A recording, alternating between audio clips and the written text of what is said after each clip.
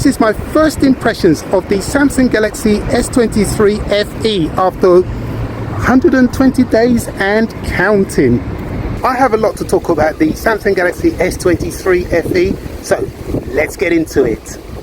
This is the Samsung Galaxy S23 FE, which is a really nice phone.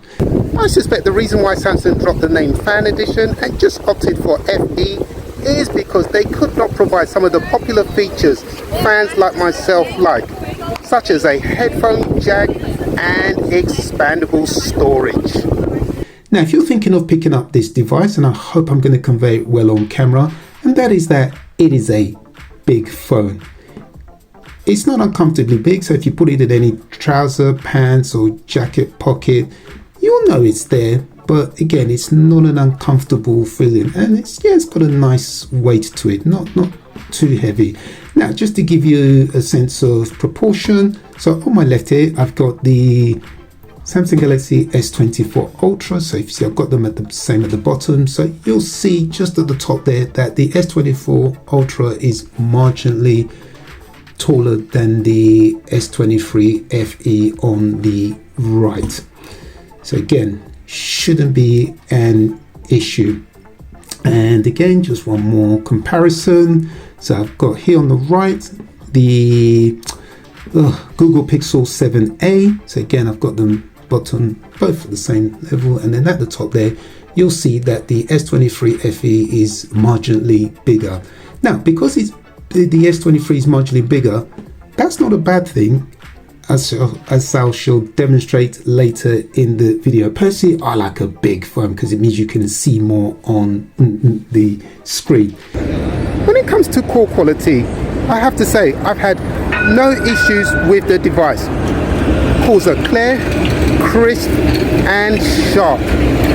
And should I notice any difference between my first impressions video and my full review video, I will mention it. But so far, I've had no issues with the call quality, and those on the other end have never complained. One of the other things I like about this device is that you have these curved edges here, curved corners.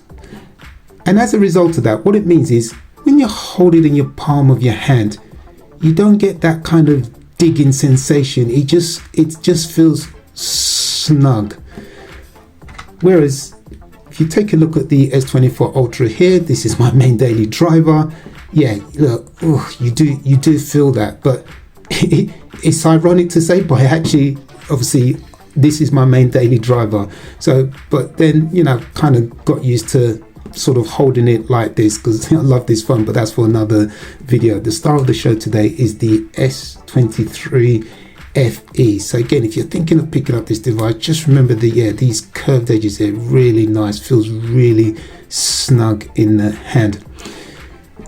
The other thing I like about the design on the S23 FE is that the camera design on the back there very much mirrors the flagship S24 Ultra. So again, Samsung have done a really good job with the S23 FE. They haven't decided, because it's a mid-range device, we'll not even bother. You can see I think they've done a fantastic job there, in keeping with the camera array. If someone blindfolded me and said, right, put this in my hand, what do you think? And my first reaction would be, this is I'm holding an Apple phone, because Apple phones are just, for me, they're synonymous with these curved edges, which isn't an issue at all. But obviously, so really nice device. Again, it's glass on the front and the back. So again, in terms of fingerprints, just hides it really well. I've tried to smudge it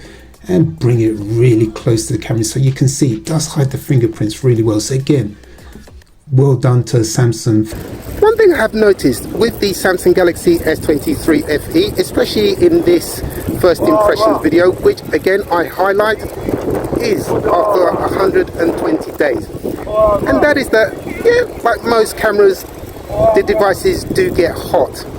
And some, when they get hot, they fail to function. But I can tell you, with this, using it in this climate, over the last what, 3 to 4 weeks in 90-degree heat. Not once has it let me down. One thing I love with all Samsung Galaxy devices, and that includes this medium range S23 FE, and that is that it is stacked with features, so many that are hidden that you will never use. But I like the idea of the options being there, and when I am ready to use them, I know that they are at my disposal. For example, you have the secure folder. With the secure folder, what it means is that anything that you have here on your main screen, you can replicate it and have it in this secure folder away from prying eyes. And effectively, what that means is that you have two devices within one, which is excellent. You also have Samsung DeX. What Samsung DeX allows you to do is to project whatever you're doing on your device onto a computer, laptop, or television, and you can use this device as a trackpad. And at the same time, while that's going on, you can still use your phone to do anything that you want to. I think that is excellent. You also have Android Auto, screen recording. You can force full screen apps, hide the front facing camera. You can have live messages, etc. The list goes on and on and on and on. Brilliant. When it comes to bloatware, there's not too much on this device, but what you can do is you can delete some of the pre-installed apps which you do not use, so that can bring it down a bit. But again, the bloatware is not too much. Of course, this device is very smooth. Everything works as it should. Whether you are gaming, watching content, everything is flawless. And also I can tell you as well, as somebody who always uses wireless earbuds, whenever I'm watching content, there is no lag. Everything is symmetrical, so there's no delay in the words spoken and what you're hearing. It's absolutely on point. And of course, you do have your Google feed. So if you want to catch up on any latest sport, tech, entertainment, etc., you got it all right here at your fingertips. And again, you've also got Samsung Free, so you can watch television, watch news articles, games, etc. Honestly, it is fantastic, and I repeat, these are all on the flagship Samsung devices as well. In addition to all of that, obviously you can have your sidebar, so again, quick access to things, really useful, so I'd recommend it. And the other thing as well, this came with Android 14 with One UI 6.0. So again, really up to date and shouldn't have any issues whatsoever. In terms of updates, you will get 4 years of software updates and 5 years of security patch updates. And that is from when the device was released back in late 2023. One thing to note, and that is at this price point, there will be some compromises, but those compromises should not deter you from purchasing this device. So for example, here you have a flat edge-to-edge display, which is really nice. And if you look ever so closely, you'll see that you do have some borders on the S23 FE. But again, you won't even notice. You'll just be enjoying whatever content or whatever you're doing on the device. Shouldn't be an issue. And again, just to rubber stamp what I'm saying, if you look here, again, you've got the Google Pixel 7a. Again, it has the borders. And again, it really isn't an issue.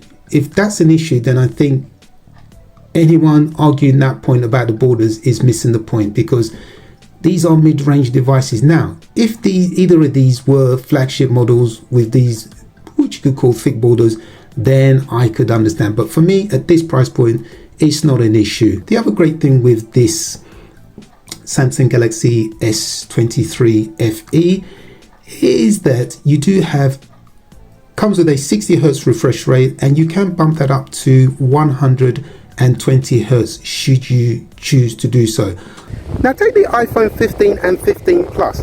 They only come with a 60 Hz refresh rate and a starting price of $800 plus tax. In terms of colors, watching content or gaming on this device is a joy, because the colors, they're vibrant, they're clear, they're sharp, and I have no issues watching content on it at all. You don't see any pixels. Everything really is a joy. And just to rubber stamp the point, my point is that Samsung, for me, they make the best displays.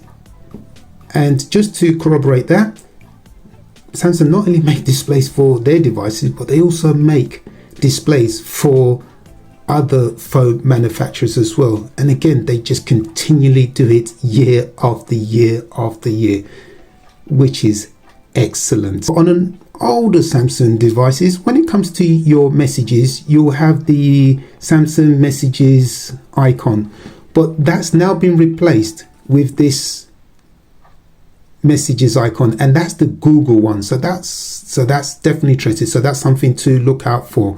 If you're enjoying this video, then a subscribe to the channel below would be evergreen, and it is free to do, as my analytics are showing less than 2% of you are subscribed to the channel.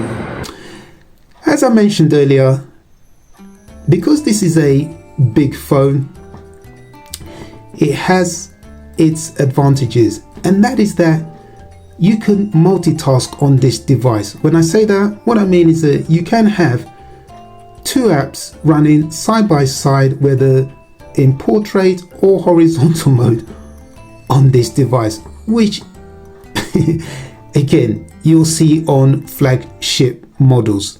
If you're thinking of picking up the Samsung Galaxy S23 FE, or you have one already, well, you'll be pleased to note that from the end of March 2023, Samsung will be rolling out their AI features onto the device. Correction, I mean end of March 2024 is correct. So you'll be able to enjoy the AI features which are currently only exclusive to the Samsung Galaxy S24 Ultra. Now the caveat here is you can continue to enjoy the AI features up until the 31st of December 2025. Thereafter, it is likely that you will need to pay to use the AI features, but until then, you can continue enjoying it for free. One thing I really like with this device, and that is that Samsung have implemented dual SIM support, which cannot be underestimated. So you can use one SIM for work and one for personal, or you can use one SIM for personal and one for traveling, which saves you carrying two phones or swapping SIMs.